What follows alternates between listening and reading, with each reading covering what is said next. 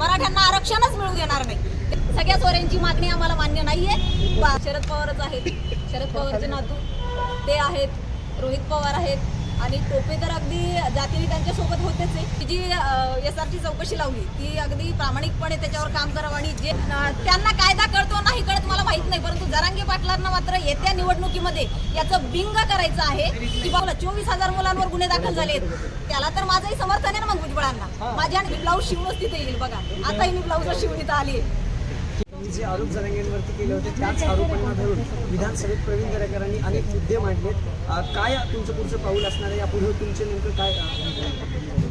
माझी भूमिका हीच असणार आहे. जी दंगल घडवली होती मी त्याही दिवशी बाईट देताना ते बोलले होते की याची चौकशी करण्यात यावी की ही दंगल खरंच झाली आहे का घडवून आणली आहे. आणि आज ते सत्य उघडकीस येताना दिसत आहे.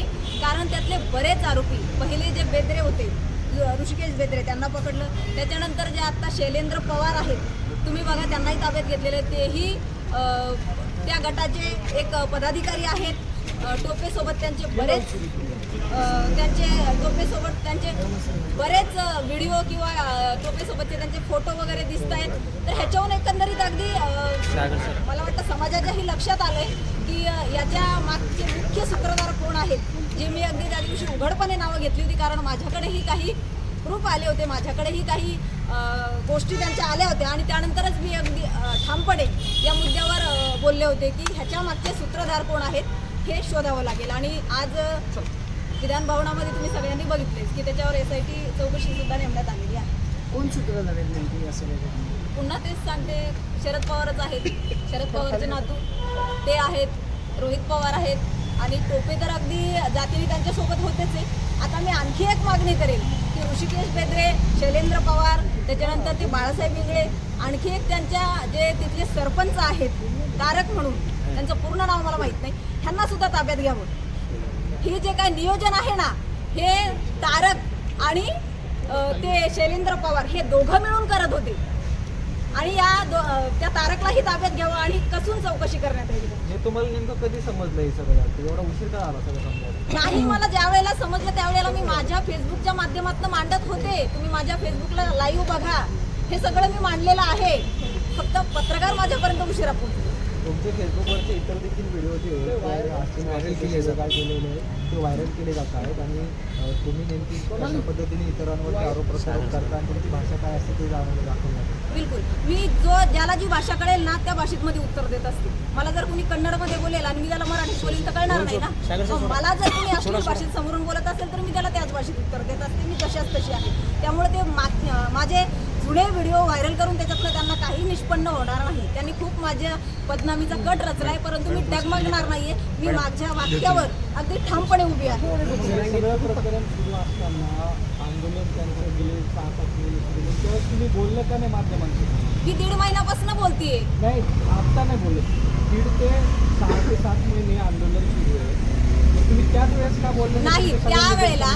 त्यावेळेला मला माझ्या समाजाचं वाटोळं करायचं नव्हतं. सगळं काही निदर्शनात येत होतं, परंतु मला सगळ्यांचं जे काही आत्ता माझ्यावर चिखलफेक किंवा जी काय माझी आत्ता बदनामी चालली आहे याच गोष्टींना जे तज्ज्ञ लोक आहेत ते मला सांगत होते की शांत बस, आम्ही जर विरोधात जात नाही तर तू का जाती. मी त्यांच्याशी या गोष्टीवर चर्चा करत होते, परंतु ते सर्वजण मला सांगत होते अजिबात बोलू नकोस, नाहीतर अख्खा समाज तुझ्यावर येणार. जरांगे पाटील कुठल्या पक्षाचे नाही असं सगळं माहिती आहे. नंतर परत तुमच्याकडे काही लोक आरोप करतात की राष्ट्रवादी पक्षाचे नाही. त्यावेळेला समाज हा भावनिक झालेला होता कारण लाठीचार्ज झाले होते. समाजाचं कुठंतरी बाबा जे काही दृश्य होतं ते विचलित करणारं होतं. त्याच्यामुळे अगदी सर्वच त्या दृश्याला विचलित झाल्यामुळे सगळेच त्यांना सपोर्ट करायला गेले. समोर तुमच्या समोर जर एखादं गोष्ट वाईट घडतीये तर तुम्ही सांगण्याचा प्रयत्न करत माध्यमांना का नाही केला? समाजाला घाबरून का राहिला? मला सांगा, माध्यम माझ्यापर्यंत उशिरा आली. नाही, तुम्ही स्वतः तुमचं सगळं सुरू होतं तर मग तुम्ही का नाही? त्याचं कारण मला खरं त्यावेळेला माझ्या फेसबुकला लाईव्ह यायलाही वेळ नव्हता कारण माझा भाऊ खूप सिरियस होता. तो त्याला कर्करोग आहे आणि अगदी लास्ट स्टेजला आहे. त्याच्यामुळं मला त्यालाही वेळ देणं होतं आणि त्यामुळे मी नाही आले. मराठा समाज तुमच्याच विरुद्ध असं म्हणतोय की तुम्हीच त्यांची बदनामी करण्यासाठी हे सगळं करताय, हे खरं आहे का? माझी चौकशी करण्यात यावी. मी म्हणते माझी यासाठी चौकशी करा. जर मला कुणाचा फोन असेल, मला कुणी मॅनेज केलेला असेल, जी समाज शिक्षा देईल मी ती भोगायला तयार आहे. परवा दिवशी जे जरांगे बोलले तेही स्क्रिप्टेड असल्याचं बोललं जाते. फडणवीसांना जी शिवीगाळ केली तेही स्क्रिप्टेड होतं. अगदी बरोबर.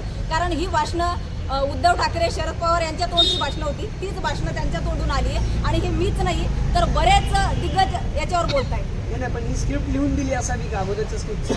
कारण ते उठले, ते अर्ध्या रस्त्यांपर्यंत गेले, जालन्यापेक्षा रस्त्यांना लागू करावा लागला. हे सगळं स्क्रिप्टेड आहे का? आणि याचा पुढा शेवट कसा होईल असं तुम्हाला वाटतं? याचा शेवट तर झालेलाच आहे आता आणि आणखी काय होईल ते SIT चौकशी नेमलेली आहे, तुमच्या सर्वांच्या निदर्शनात येईलच. परंतु हे स्क्रिप्टेडच होतं आणि त्यांना का बरं तिथनं मागं जावं लागलं? त्याच्या अगोदरही त्यांनी जे काय ते लागू केलेले होते कायदे काढून, त्यांनी त्यावेळेला मानलं नाही. ज्यावेळेला ते मुंबईला निघाले होते याच्या अगोदर, त्यावेळेला कुठलेच कायदे त्यांनी मान्य केले नाही. नाही, तुम्ही हा आरोप करताय हे सगळं मान्य आहे, पण तुम्ही त्यांच्या कोर कमिटीत होतात का आणि हे सगळं तुमच्या समोर झालंय का? कोर कमिटी येण्यासाठी त्यांनी मला म्हणजे कोर कमिटी येण्यासाठी त्यांनी कुणालाच कॉल केले नाही, परंतु आंदोलनामध्ये सहभागी व्हा म्हणून मला बरेच कॉल आले होते. परंतु माझ्या भावामुळे मी त्यांना सांगत होते की मी फेसबुकच्या माध्यमातून, यूट्यूबच्या माध्यमातून तुम्हाला जेवढं सपोर्ट करता येईल, जेवढं समर्थन करता येईल तेवढं मी करेल, पण मी स्वतः तिथे येऊ शकत नाही. मग या कुठल्या आधारावर तुम्ही आरोप करतात की त्यांनी हे सगळं मॅनेज केलं? हे दिसतंय अखंड महाराष्ट्र उड्या डोळ्याने बघतोय. नाही, आहेत परंतु माझ्याकडे पुरावे आहेत.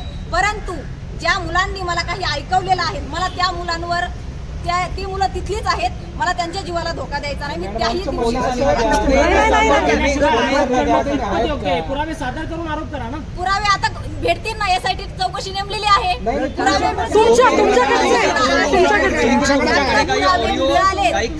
माझ्याकडे पुरावे मिळाले त्यानंतरच मी बोलते. SIT चौकशी नेमलेली आहे, त्याच्यावर त्यांनी अगदी चौकशी करावी आणि गुन्हे दाखल करावे. जो दोषी असेल. जरांगे पाटलांची SIT तक्रार का नाही दिली मग त्यावर? माझ्याकडे तेव्हा एवढा वेळ नव्हता, मी तेच म्हणते. आणि त्याच्या विरोधात जर मी बोलले असते ना, आता तरी एखादा अर्धा त्याच्या विरोधात होता. मी फक्त फेसबुकलाच बोलले होते, तर त्याच्यानंतर मला 8 दिवस माझं फेसबुक बंद करावं लागलं. मला इतका छळ केलाय माझा. ऐकत आहे SIT चौकशीत जरांगेंची व्हावी विधानसभेत मागणी केली जाते. तुम्ही आरोप अनेक राजकीय नेत्यांवरती करताय. हे 2 विभिन्न मुद्दे आहेत.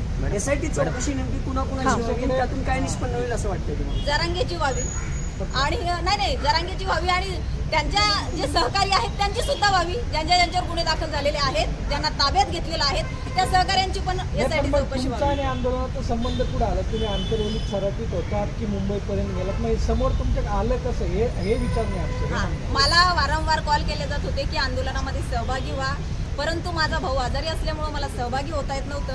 वारंवार मला फोन करून सांगितलं जात होतं या मुद्द्यांवर बोला, हे तुम्ही यांना समर्थन करा. मी बोलत होते.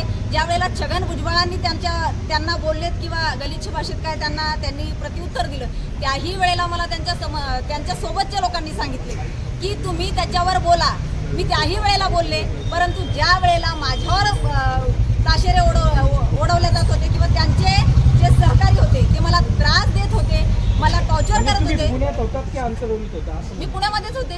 पुण्यामधूनच तुमचा आंदोलनात संबंध का? तिथे घडलेलं घडणं वेगळं आणि इथून बोलणं वेगळं, म्हणजे विरोधाभास वाटले दोन्ही? नाही अजिबात नाहीये. संबंध आहे माझा. अगदी मी जरी स्वतः तिथे नसेल, असं काही नाही की प्रत्येकच व्यक्ती तिथे गेलेलाच होता. मी जरी स्वतः नसेल ना, तरी मी अगदी त्यांचं ठामपणे त्यांचं समर्थन करत होते. जसं तुम्ही म्हणतात शरद पवारांची भाषा म्हणून तरंगे बोलतायत, तसं तुम्ही देवेंद्र फडणवीसांची भाषा बोलताय तसं तरंगे म्हणतात. माझे तुम्ही जर बघितले तर मी देवेंद्र फडणवीसांनाही सुनावलेलं आहे. आत्ताच तुम्ही मला कोणीतरी बोललंय की तुम्ही सर्वच नेत्यांना अश्लील भाषेत बोलता किंवा काय. मी अश्लील भाषेत तर बोलत नाही, परंतु जर भ्रष्टाचारी असेल, चुकीचा असेल, तर मी अगदी त्यांना उत्तर देते. मग तो कुठल्याही पक्षाचा असतो, सत्ताधारी असो, विरोधक असो, मला काही घेणं देणं नसतं. माझा एकच मुद्दा असतो, समाजाची दिशाभूल होऊ नये. तुम्हाला फडणवीसांनी प्लॅन केलंय असं ते म्हणतात. माझी SIT चौकशी लावावी. समाजामध्ये सूट पाडून हे आंदोलन माझी SIT चौकशी लावावी. मी स्वतः मागणी करते. नाही, हे सगळ्या गोष्टी घडल्या, जेव्हा दगडफेक झाली किंवा लाठीचार्ज झाला, त्यावेळेस तुम्ही कधी होता आणि हे प्लॅन कसा मला ठरवायचा? तिथल्या प्रत्यक्षदर्शी तिथल्या गावातल्या मुलांनी सांगितलेलं आहे. म्हणजे तुम्ही नव्हते? मी जरी नव्हते तरी मला सांगितलेलं आहे ना काय झालेले ते, काय घडलंय ते, आणि हे काल उघडकीस आले.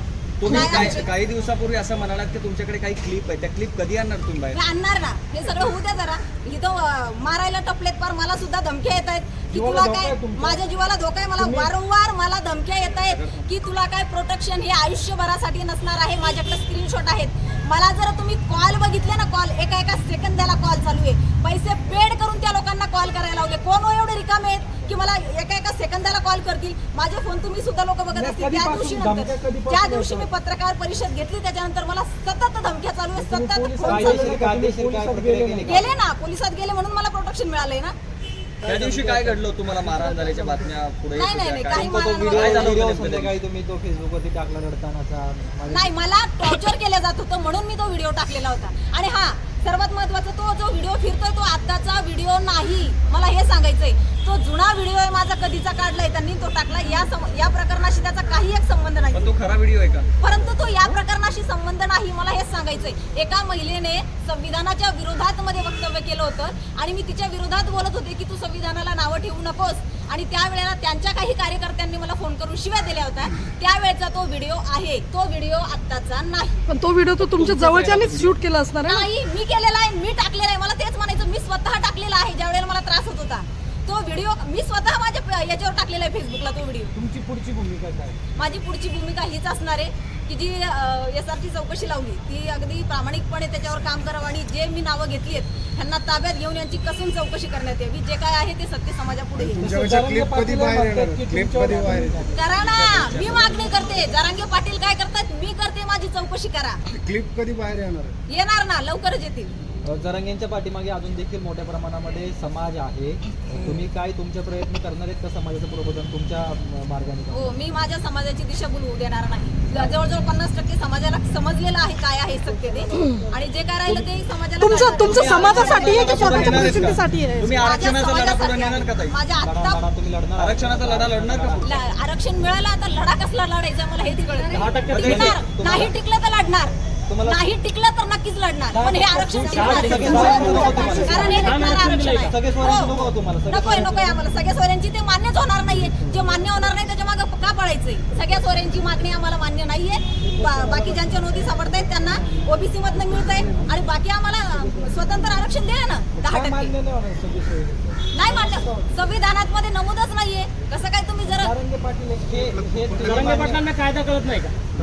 त्यांना कायदा कळतो नाही कळत मला माहित नाही, परंतु जरांगे पाटलांना मात्र येत्या निवडणुकीमध्ये याचं बिंग करायचं आहे की बाबा आपल्याला सरकारने न्याय दिला नाही. आपली जी मागणी होती सगळ्या सोयऱ्यांची ती पारित केली नाही आणि आता आपल्याला सरकारला मतदान करायचं नाही असं म्हणून जरांगे हे असं म्हणून जरांगेला त्याची माणसं उभी करायची राज्यभर येत्या निवडणुकीमध्ये आणि ती निवडून आणायची. हा जरांगेचा प्लॅन होता जो फसवलेला आहे मी अगदी, आणि मी समाजापुढे त्याचं खरं रूप आणलेलं आहे. हे आंदोलन स्पॉन्सर होते का किंवा काही ऑफर त्यांना स्पॉन्सर जे होते ते ऑलरेडी होतेच की, त्यांना पेट्यांची गरजच नव्हती. भलं मोठं त्यांना पाहिजे ते मिळत होतं. त्यांच्या ज्या सभा होत्या त्या सभेचं सर्व नियोजन केलं जात होतं. मग कशाला ते भाळतीन कोणत्या गोष्टीसाठी ना? भाजपकडनं एक पोस्टर व्हायरल केला जात आहे की जरांगेंचे जे काही पाहुणे आहेत त्यांच्या दारात नव्या गाड्या उभ्या राहिल्यात. गावागावातनं पैसे जमा करण्यात आलेले नाही. मुळात भाजपकडनं एक पोस्टर व्हायरल करण्यात येत आहे की मनोज जरांगे यांचे जे काही पाहुणे आहेत सगळे सोयरे आहेत त्यांच्या दारात नव्या कोऱ्या गाड्या उभ्या राहिलेल्या आहेत. ह्या कुठून आहेत? अगदी बरोबर. याची चौकशी करण्यात यावी. कुठून आल्यात त्या गाड्या याची चौकशी खरंच करण्यात यावी. बारस्कर महाराजांशी काही फोनवर तुमचं बोलणं वगैरे काही अद्याप तर नाही. काही त्यांना एकत्र येऊन ह्या विरोधात उभं राहावं असं वाटत नाही? अगदी बिलकुल. समाजाची दिशाभूल होऊ द्यायची नाही. जेवढं वाटोळं झालं तेवढं भरपूर झालं. जे पाहिजे होतं ते मिळालेलं आहे.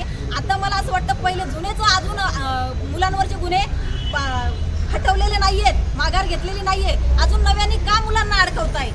काय याच्या मागे तुमचा उद्देश आहे? काय कट आहे मला हेच कळत नाहीये. सांगा ना, त्या दिवशी किती मुलं 24,000 मुलांवर गुन्हे दाखल झालेत. जर त्या दिवशी थांबवलं नसतं तर आणखी झाले असते. याला कारणीभूत कोण आहे? ज्या वेळेला ही लोक आहे ना असे यांच्या राजकीय पोळ्या बाजून घेतात, तरुणांना अडकवतात, फक्त पहिल्यांदा त्यांना जामीन घ्यायला हे मदत करतात हो. परंतु ज्या वेळेला दर महिन्याला त्यांना कोर्टात जावं लागतं ना, खिशातले पैसे भरावे लागतात. काल त्यांचं वकिलांनी नाही अजिबात जे बोलत होते, जे आरोप करत होते तेच आरोप तुम्ही नाही नाही नाही अजिबात समर्थन करता? मी भुजबळांच्या भूमिकेचं कधी समर्थन करणार नाही, कारण त्यांनी नेहमीच मराठा आरक्षणाला आडवं लावलेलं आहे. आरक्षणाच्या मुद्द्यावरती नाही, जरांगे पाटील जे बोलत होते किंवा जे नाही, त्या भूमिकेचं अगदी त्या भूमिकेवर मी त्यांचं समर्थन करेन. ती चौकशी करण्यात येईल. भुजबळांनी 10% आरक्षणाला कुठंच विरोध केला नाही. सगळे सोयऱ्यांच्या मुद्द्याला तुमचा आक्षेप आहे त्यांचा? अगदी बरोबर. पण त्या विरोध का मग तुमचा? मी त्यांना झाला ना भुजबळांच्या? नाही नाही नाही अजिबात नाही. मी त्यावेळेला त्यांची भाषा बघा काय आहे. मराठ्यांना आरक्षणच मिळू देणार नाही. त्यांनी अशी भाषा नाही वापरलेली की बाबा असं मिळू देणार नाही किंवा ह्यातनं घेतलं तर मिळू देणार नाही. त्यांचं म्हणणं होतं मिळूच देणार नाही आणि त्या भूमिकेला माझा विरोध होता. नाही मिळू देणार नाही असं स्वतंत्र आरक्षणाला जे म्हणतायत ना ते त्याला तर माझंही समर्थन आहे ना मग भुजबळांना. माझे आणि त्यांचे काही वैयक्तिक वाद नाहीये. जे काय आहे आमचे ते शाब्दिक वाद आहेत किंवा वैचारिक वाद आहेत. ताई, आता जर 10% आरक्षण टिकलं नाही तर तुम्ही जरांगे पाटलांच्या जागी पुढचा लढा उभा करण्यासाठी तुम्ही बिलकुल उपोषणाला उभी बसणार राहणार. आहात का? बिलकुल उभी राहणार. परंतु आम्हाला त्याची गरज भासणार नाही एवढी मला शाश्वती आहे सर. बिलकुल करणार पण ते त्याची वेळच येणार नाही. मॅनेज नसणार ना उपोषण. ते तुम्ही सर्व असणार आहे बघायला. मी ब्लाऊज शिवूनच तिथे येईल बघा. आताही मी ब्लाऊज शिवून इथं आली आहे. थँक्यू.